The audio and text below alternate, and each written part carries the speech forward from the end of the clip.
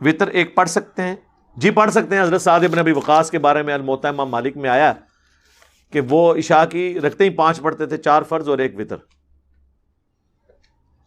البتہ میں نہیں پڑھتا ہوں. اس کی وجہ ہے کہ صحیح بخاری میں قاسم بن محمد بن ابی بکر جو حضرت ابو بکر کے پوتے ہیں، وہ کہتے ہیں کہ میں نے صحابہ اکرام کو 3 وطر پہ پایا ہے. البتہ ایک میں حرج نہیں، لیکن میں نے صحابہ اکرام کو 3 وطر پہ پایا ہے.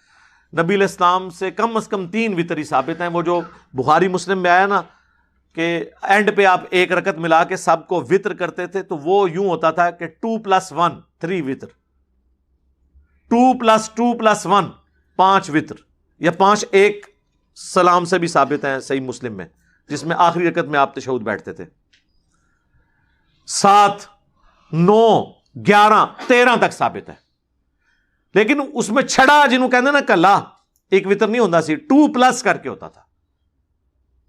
البتہ چونکہ صحابہ کرام سے ثابت ہے، حضرت سعد ابن ابی وقاص سے ثابت ہے، حضرت معاویہ سے اگر کسی کو کوئی مسئلہ ہے تو وہ ہم سائڈ پہ رہنے دیتے ہیں، وہ تو ہمیں بھی تھوڑا بہت مسئلہ ہے، تو شاید اسی وجہ سے ہم بھی نہ پڑھتے ہیں 1 وطر.